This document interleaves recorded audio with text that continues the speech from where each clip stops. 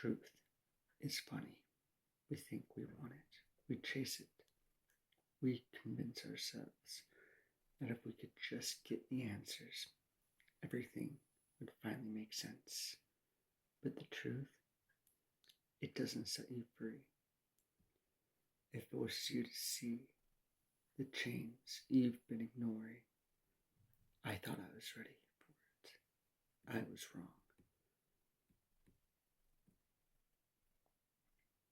I stared at my phone for what felt like hours. Now you're ready for the truth. Who sent it? James? No. He had walked away. A wrong number?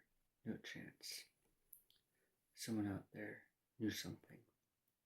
Something I had spent years trying to forget. And I had two choices. Delete the message, pretend I never saw it, or chase the ghost that sent it. So I did what I always do. I followed the whiskey. The message had an address. Dive bar on the edge of town. One I hadn't been to in years. The kind of place where the air smells like stale beer and regret. I knew the moment I walked in, this wasn't just another bar. This was where it all started.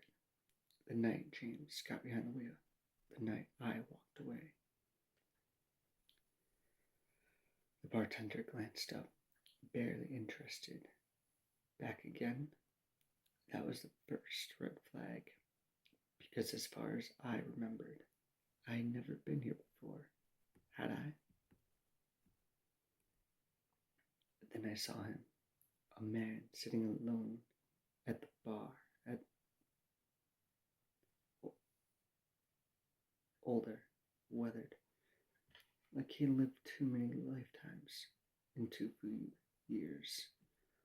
And when our eyes met, I knew. He knew me.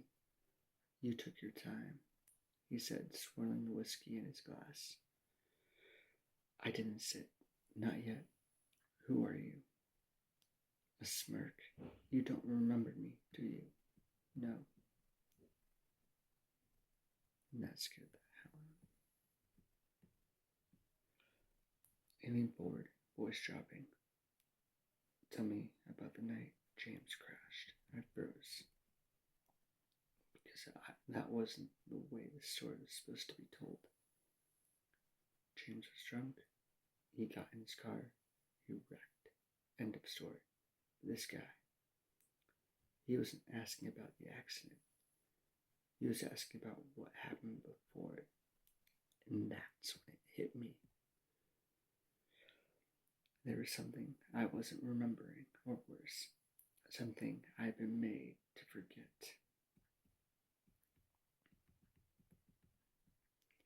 I had spent years replaying that night, but always from my point of view.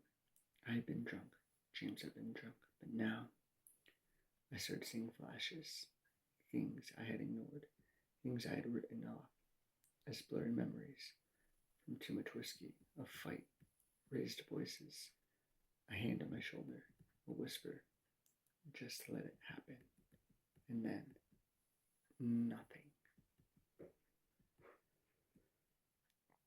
I grabbed the bar stool to steady myself.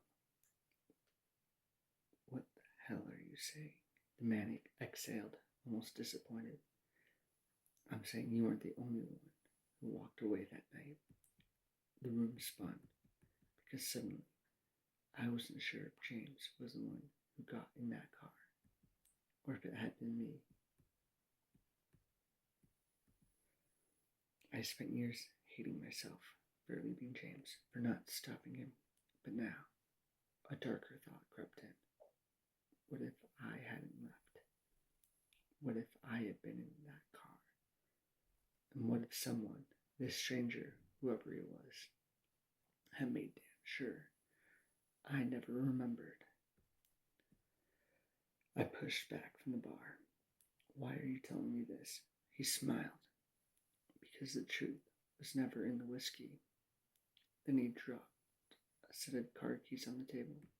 Keys that looked just like mine. I walked out of that bar, feeling like a man trapped in his own nightmare. I needed to think, to breathe, to make sense of what was happening. But as I reached my car, my phone buzzed. Another message. One sentence. If you want the truth, check the trunk. My hands were shaking as I reached for the latch. I took a breath, lifted it, and inside, I saw something that made my stomach drop. I staggered back because what was inside that trunk? It shouldn't exist. It shouldn't be possible. And yet, there it was. Proof that I had been living a lie.